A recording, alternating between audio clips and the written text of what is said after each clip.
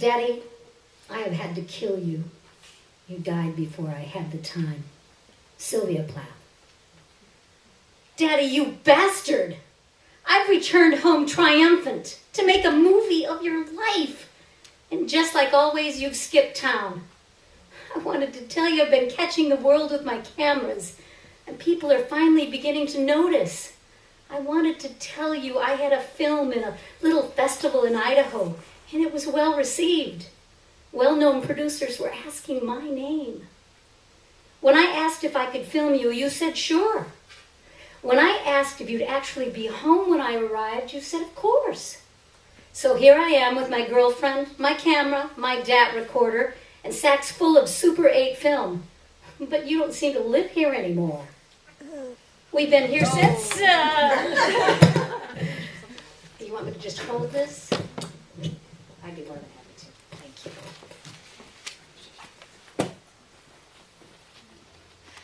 We've been...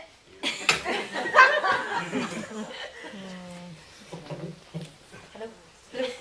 Hello? How's that? We've been here since yesterday, drinking your scotch, eating a few stale crusts of bread, but no Daddy anywhere in sight. To pass the time, I filmed the birds through the screen of the open window and sunlight waving through the curtains. Since when have you gone for lace? There are dirty dishes in the sink. There's mail on the table, some open, some not. I filmed an envelope empty, torn open, skittering across the floor in the breeze. I checked out the return address. It's from your current bitch. The latest one you swear is forever this time. It's the woman you mentioned in the letter you sent last month. Crumbs from your last breakfast decorate the tabletop and speckle the placemat like tiny ants. A single plate basks in the sun. A knife shiny with hardened jam, a napkin with the shape of your lips painted in coffee. It appears you ate alone. When another car goes by the driveway but doesn't pull in, Karina puts her arm around me and hooks a finger under my chin. I collapse against her and we rock, bone to bone, shipwrecks colliding in the shallows. Poor Pearl, she says. But it's not pity I want. Karina's hair is blacker than squid's ink this week. It shimmers down her shoulders, plays with spaghetti straps, and a thin line of cleavage. I grab a mouthful and suck it in. Her shampoo leaves the taste of lilacs on my tongue. Where were you going in such a hurry? Were you running away from me again? There were some questions I wanted to ask, a few answers I needed to plug up the holes in this heart of mine, holes that still let love out the back door as soon as it comes in the front. You sent me a key in the mail. You said this time we would get to know each other again. Did you decide at the last minute to jump in your car, put the top down, and leave rubber by the mailbox? I could picture you taking mountain curves like they belong to some woman you want to fuck. Daddy, you could have waited this time, you bastard! Take one. Are we rolling? Yes, ma'am.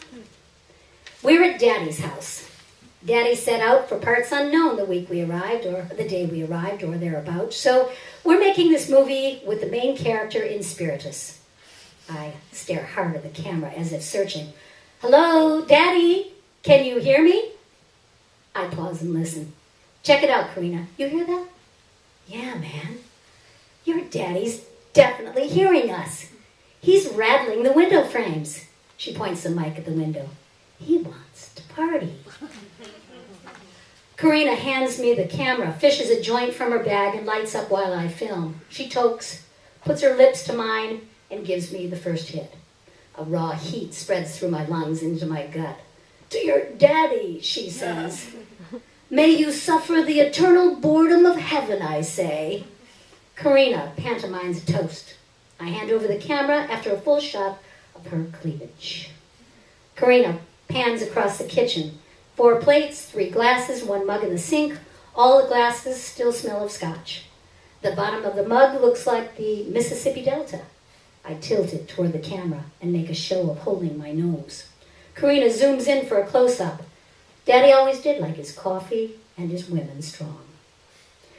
When I was a kid, he'd lift me up high into the air. "Who's my girl?" he'd ask. Then slowly he'd lower me until we were face to face. We'd wrinkle our noses at each other and rub them together. A bunny kiss, he called it. The sense of coffee, cigarettes, and aftershave sent my skin buzzing. Love made my head whirl until I thought I would faint.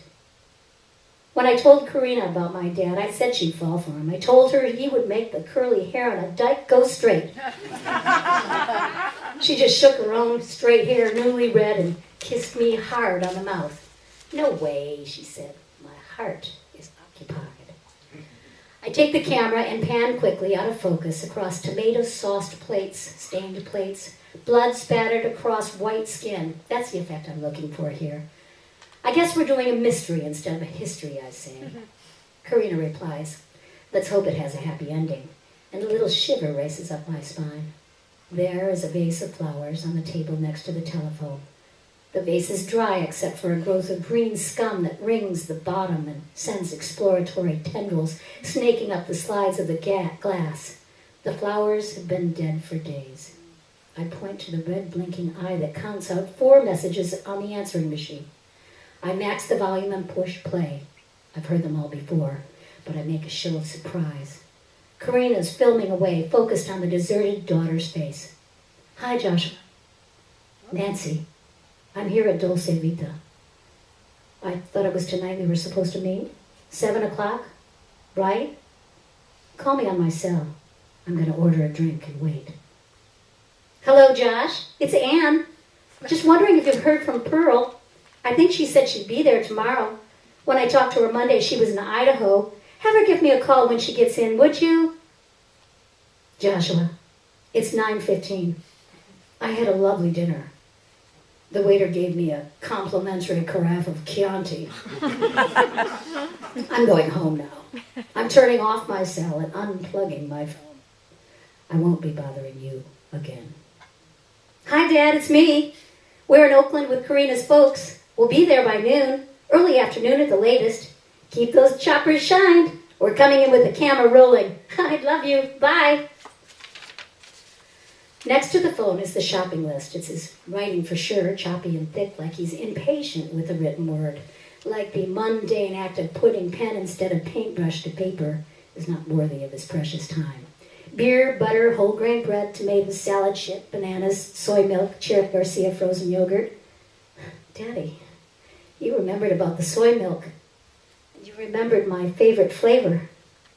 But you forgot the list. I bless your pen strokes with the holy water of my tears."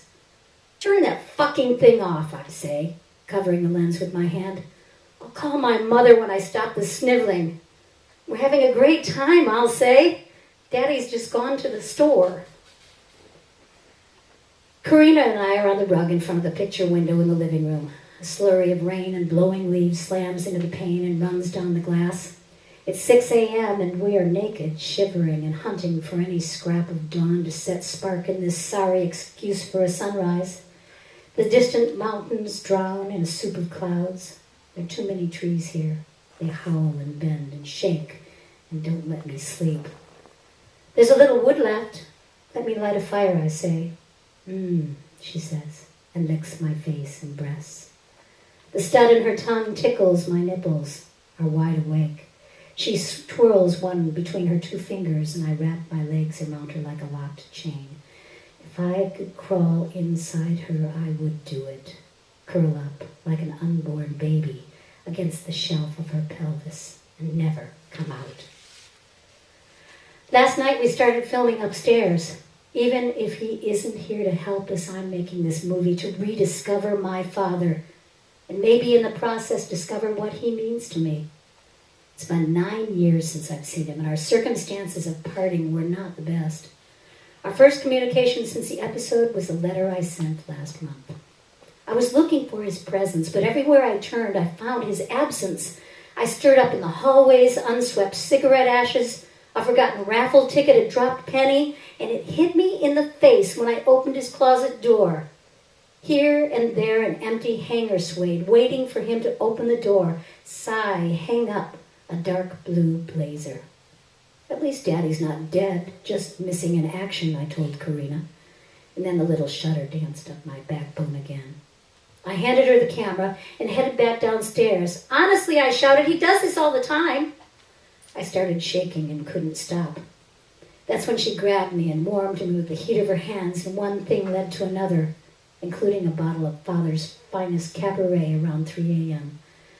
But now we need to get busy. We have a project to complete, a project of a professional nature. We pull on our clothes. We both wear black jeans, black tanks, thick silver-studded belts. Our navels wink at the world. Karina is wearing motorcycle boots. I'm wearing sandals and my toes are cold. I found 2 bottles of nail polish in the downstairs bathroom, 1 gold, 1 blue. My toenails are a field of flowers and stars. Blue and gold bees buzz on my feet. Karina points the lens at me and I roll up my jeans to expose a wreath of flowers tattooed on my ankle. The design came from one of my dad's paintings. The wreath was on a table covered with a silk cloth, still life, with a bowl of fruit, a plate of cheese and bread, a bottle of wine spilling blood-colored light. Take 2. I'm remembering a painting you made, Dad. The one with the wreath of flowers. See? I balance on one leg, showing off my ankle's artwork. Karina licks her lips and trails the fingers of her free hand across her breast before zooming in. That was just before you left us the first time. In the painting, the morning scene is calm, motionless. I guess you thought you could whisk the tablecloth away with your magician's hand and leave the objects undisturbed. Well, we all went flying. Bowl smashed, fruit splitting, wine spattered across the walls and floors. Your sleight of hand always seems to come up short, but you never stick around to hear the cat calls. I signaled, cut, and bound up the stairs, 2 at a time. The staircase spirals in a series of dizzying steps that appear suspended in space. How the hell did you manage when you were drunk? I feel some empathy for you now, your Cabernet sloshing around in my otherwise empty stomach. We reach the last stair. Karina motions to me like she's seasick, about to hurl all over varnished wooden planks. I laugh so hard, I have to hold my legs together and squeeze. Stop here, I say, in front of a lopsided painting. Thick blotches of red, orange, and purple erupt like exploded stars. A furious streak slashes a landscape of spills and swirls in 2. Teeth of nails and broken glass glint from the mouth of a screaming man. Karina puts her hands to her chest and pretends to wheeze, like we have ascended to some impossible heights and there is no air. I gesture toward the picture with my open palm and assume my serious face. I haven't seen this painting before, but I remember the period. You thought you were Jackson Pollock, although the influence of Munich here is a bit too blatant for my taste. You were 6 years old when Pollock died, but you swore to me his spirits jumped inside you, rattled the bony bars of your cage and kept you up all night. You'd just come back from Honduras and were eternally in love with your 3rd wife, a painter herself. Mom and I were living in L.A. then. We had an apartment with cockroaches and 4 rooms. I used to stick my fingers down my throat to make myself throw up because I didn't think I deserved to eat. Karina doesn't like the painting and she's making ugly faces behind the camera. Come on, quit, I say. She's not taking this seriously. I don't like the painting either, but my reasons are different. A child's red footprints traverse the canvas, and they don't belong to me. Take 3. We're in Daddy's studio now. There are boxes all over the floor. Maybe he was ready to move, or maybe he never bothered to unpack from his last change of wives. 3 easels hold paintings in various stages of completion. 2 are unrecognizable creations that seem unfinished. But the 3rd is a Madonna and Child. I stand next to the painting, and Karina pans back and forth between us. We're all holding our breath, me, Karina, Madonna, Child. He hasn't seen me in 9 years, but he's stolen my face down to the birthmark that peeks out of the bangs beside my left eye. The Madonna's hair, my hair, falls over one shoulder in a dark chocolate coil. I touch the Madonna's cheek with my finger. The skin's shade right too. bone with an opalescent hue. We speak so long on this painting, it's already time to change the film. The fumes of paints, varnishes, and thinners mix with the leftover fumes of the wine, and I sit down on the floor to catch my breath. I wonder if this painting is a gift for me, and the thought prickles my skin. Daddy, did you go to the grocery store and just forget to come home? Are you wandering the aisles of a Safeway somewhere, searching your pockets for a forgotten list? Or perhaps you've plunged your car, Jackson Pollock style, into the terrible embrace of a tree. There are dirty glasses on the work table, burn marks in the wood, like imprints of fossil snail shells, brushes stiff with lithified paint, ashes and butt spills from an ashtray. I rummage through the mess, and sure enough, there's a roach, which I slip into my pocket. A mug rests on the window sill half full. An oily film floats on the surface of the coffee, while two flies buzzed on caffeine swim in circles. I grab the camera from Karina and get a shot. Karina kneels and slits the tape on a box labeled Pearl with her fingernail. She tears at the flaps, starts pulling stuff out. Pearl, she calls. Get a load of this. She pulls out sheets of ancient paper, lets them fall to the floor. Flecks of paper, like fragments of bone, drift from her fingers. I remember a cremation I filmed in a village at the base of the Himalayas. Monks in orange smocks struck cymbals, sent shockwaves through my blood with blasts of their long horns. A light snow fell, flakes coming to rest on my arms, my face, my eyelashes, the ashes of human remains. I set the camera down. I don't like where Karina's exploration is going. She's digging through my past like garden soil instead of treating it like consecrated ground. She holds a piece of paper into the light and squints. She's clicking her stud against the back side of her teeth, and it's pissing me off. From the faded splotches that show through the paper, I recognize my first painting. Fuck you, I say. That's off limits. I make a grab for it, but Karina's faster. She's panting, brush strokes of pink spread across her cheeks. She picks up the camera and aims the lens at my face. Okay, fuck me then, she says, gyrating hips, flinging spears of light from studs on her belt.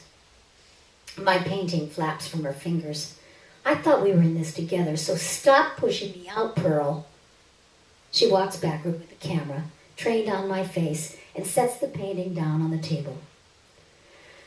I take a deep breath and turn it over. The colors are faded, the paper cracked. I painted it a few months after my dad moved in with some student from his art class. And weak from guilt or drink, or maybe just incurable boredom, he swallowed enough sleeping pills to land him in the hospital. He's enormous in the picture. And the smile on his face is the same as the smile on the sun that shoots flames above his head. There are pink, sheep-backed clouds floating in what was an intensely blue sky. My own form is tiny, hiding in the lower right corner, scarcely bigger than a bug. Daddy, I love you more than the whole H-O-L-E world is scrawled across the bottom in thick gold letters. I didn't know where to send it, but Mom said she'd mail it to the college where he taught. I always wondered if he got it. I bent over the box, stuck my hand inside. I pull our past one scrap of time and read. I guess Karina's filming away. Report card, first grade, shows promise, but not performing to potential. Note from my mom. I'm so sorry what I said. For Pearl's sake, please come back. Trust that I love you. Note from Dad to me, never mailed. Dearest Pearl, trust that I love you. Note from my teacher, 5th grade, remarkably intelligent, but prone to outbursts in class. I know what I'm looking for, and I know I'll find it. Papers pile up, I turn the sound of Karina's breath into tiny wavelets on a childhood beach. I wish she would laugh or shout or just say something. I wish she would grab this damned box and make me stop. Then my hand hits pay dirt. I can tell by the texture, crumbled by all those trips into and out of the trash, like parasites, words burrow through my fingers in search of the softer organs. After 9 years, I can still recite them. It's called Poem to My Father, and it sounds like a made-in-Taiwan version of Sylvia Plath. I was 16 in my own Plath stage, purple-haired, ear and belly button pierced, fucking boys and wondering, while I masturbated at night, how it would feel to kiss my best friend's breast. I wrote the poem after the one time he truly set out to die. I imagined him at his kitchen table, John Coltrane wailing around on the turntable, cigarettes smoldering in the ashtray, swallowing handfuls of oxycodone, chasers of scotch until they both were gone. I described a single lock of hair falling over half-closed eye and wondered if when his girlfriend found him, he had turned a shade of blue only a painter could appreciate. My mom and I jumped on a plane as soon as we heard, using money we couldn't hope to have. For 6 days, I watched him fight for life, like it or not, forced by machines to breathe and move blood through his body. When he opened his eyes for the first time, he twisted a hook into the freshly reopened wounds of my heart. I sent the poem to the rehab center where they took him. In the last verse, I gave him my blessing to live, to leap from a cliff and fly. Then I kicked him off the ledge with the heel of my poet's book. At first, the thought of him reading it gave me pleasure, but even anger sacredly held eventually dies. Some nights I still wake in a sweat, the dream always the same. Daddy swan diving, poem fluttering beside him, the last stanza shredding the space of my sleep. Suddenly, Karina's hand is on my shoulder.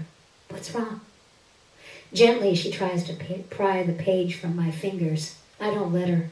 The urge to surrender to her arms fistfights with the need to smack her hard in the face. Keep filming, I say. I have something to add. She stands, extends her hand to help me up. I take it and wobble to my feet. Shit, she says. I need to change the film again. She's shaking too, and it takes 2 tries to get it right. With all the meanness I can muster, I face the lens, intending to brandish my message for the camera. Instead, I let the poem fall to the floor. To hell with it, I say. To hell with the daddies and girlfriends in love. I never figured out if I wished for life or death as he lay in his hospital bed, for him or for me. For years I walked around with the sound of those machines pounding in my head, as if my own heart and lungs were made of metal and rubber, contractions that needed batteries and oil. That was the last time I saw him. I think I decided to write last month because he didn't want the poem to be our final communication. I think I was secretly hoping it wasn't too late to take it back. Take 4. Karina and I are making love in Daddy's bed. The sun is out, moisture rising in the waves from the wet ground. We're listening to Dave Brubeck on an expensive sound system. Blue Rondo a la Turk is playing. The bass vibrates my skin, and a frenetic exchange between piano and sax threads through my ribs. All that jazz between us, Daddy, like mother's milk. You sitting by the window in your studio at dusk, paintbrush clamped between your teeth, cigarette smoke halo, your body leaning and bending to the beat. Coltrane, Monk, Charlie Parker, me on the floor with a book, blue light slipping through the cracks until it was too dark to read. The moment so breakable, I couldn't bear to breathe. You hear that, Pearl? You hear that?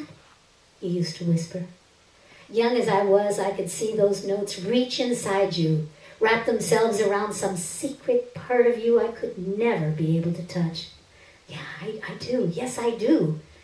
Daddy, that's one gift you can never take back. Karina takes my face in her hand. Hey, she says, where'd you go? Her eyelids gleam with green glitter. She's chosen a color somewhere between grape juice and blood for her lips. She perches them into a berry shape and paints them into every inch of the canvas of my flesh. CQ, Pearl, she says. You keep disappearing on me. I spread my arms and let her land on me like a butterfly. Her hair tickles my skin, and I feel as if I'm sucking air into my lungs through a straw. I hook my fingers under the wings of her shoulder blades and hang on for the ride. The camera's on, but it's running on empty, and I'm not stopping to change the damn film again. Still, I'd like to have a record of our time together, something tangible to put in a box. I hear the hinges of the gate of my heart swing open. Pretty soon, there'll be nobody left inside. Take 5. I'm sitting on the windowsill in my father's studio. We've finished off the roach from his ashtray and the last of our stash. I'm facing the camera, and in my arms are all the roses we could gather from his garden. Who tended your flowers, Daddy? For sure it wasn't you. The painting of Madonna and Child is beside me. It radiates light and color in the afternoon sun like an incandescent body. I believe it's his best work. We fashioned a coffin out of boxes, their contents strewn over the floor. Karina steps backward and slips on a magazine, falls on her ass. The camera captures the ceiling. The magazine is from 1994, and it features my dad. We keep starting over because we're laughing too hard to film. We come to bury Daddy, not to praise him, I say. I make a sad face, but it falls apart in a spurt of giggling. Tears roll down my face until I don't know if they're from silliness or sorrow. Roses tremble. Wait, Karina says. We haven't a funeral. We can't have a funeral without a body. She pulls a doll from one of the boxes, but it's my favorite doll, Pitiful Pearl, the only gift I ever asked for. It belonged to my mom before it belonged to me. I tear it out of her hands. Okay, she says, I'm sorry. I get a pillow from Daddy's bed and a sweater and one of his hats. We dress the pillow in a sweater, lay it down in the box coffin, and crown it with the hat. Yes, I say, I definitely see the resemblance. It's that pale artist complexion. Karina zooms in on the body, then zooms in on me. Dave Brubeck plinks away on his piano. Time out. Karina is clicking her stud against her teeth, and I want to shake her. I pick up the roses and place them on the daddy pillow. I'm crying again. But this time there's no doubt about the source. This time I can't make the tears stop. I turn away and weep to the compassionate Madonna. My own sad eyes stare back. How about if we skip the bury part and praise him, I say, but only loud enough for Madonna to hear. The telephone is ringing away, but the time we separate ring from jazz and stumble down the stairs, the machine picks up. Pearl, are you there, sweetheart? My mother's voice asks. Honey, please pick up the phone. There's a long pause, and Karina is staring at me hard. Well, aren't you going to... My heart is bursting its little seams, but I shake my head. Pearl, it's important, the machine says. Please. Karina makes a grab for the receiver, but I catch her hand and squeeze it. You better get it, she says. Her eyes don't leave my face. I say, why ruin a good funeral? I take her fingers in my mouth and bite down until she moans. I hear the click at the other end of the line. And I envision the final shot in a movie, a shadowed door shutting in a bare white room. You're right, Karina says, hooking a finger under my belt. The real daddy's waiting for us upstairs. The clock is blinking 3 a.m. and I still can't sleep. The full moon bangs on the wall. Karina has kicked the covers down around her waist and her body is a minefield of shadows and moonlight. I want to bend forward, unleash my braided hair, and kiss her open mouth. Instead, I grab her lighter, cover her, and step over the moon's shed skin. I found the hail, I find the hall, and creak my way upstairs. The poem is on the floor where I dropped it. I pick it up and hold it to my face, inhaling the must of stored years. The scent of forest comes in through the open window, and I kneel on the rickety table. I push my face and upper body out into the night. With one hand I hold the paper, with another I strike a flame. Sparks lift and dance like tiny stars finding their way home. With one swift movement, I could step through the mouth of my father's house and follow. When I look down at the ground, my head spins with possibility. Would I fly? The air is so sharp and clear, it reminds me of the mountains in Nepal, and I lean further forward, balanced against the windowsill, trying to capture something of my father's life. I hear footfalls on the floor behind me and wonder for an instant if they're real or imagined as the fire singes my fingertips. Karina screams. I let the flash of burning cleanse me. Heat slithers up my wrist before I am pulled inside and swept to the ground. My God, baby, I thought you were going to jump. I welcome the weight of her holding me to the earth. My chin is cupped, palms is like a delicate shell. Her chin in my cupped palms is like a delicate shell. My hands begin to throb, a hot, dull pain. I did. I whisper, I flew. Tomorrow I'll take Karina back to Oakland. I'll gather up Pitiful Pearl, Dave Brubeck, Madonna and Child and toss them in the trunk. I'll take the curves on the road down the mountain like they belong to a woman I want to fuck.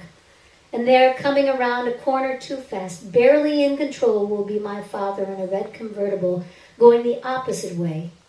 The woman named Nancy will be leaned into his shoulder, a blue silk scarf trailing Isadora Duncan style in the wind. They are hopelessly in love.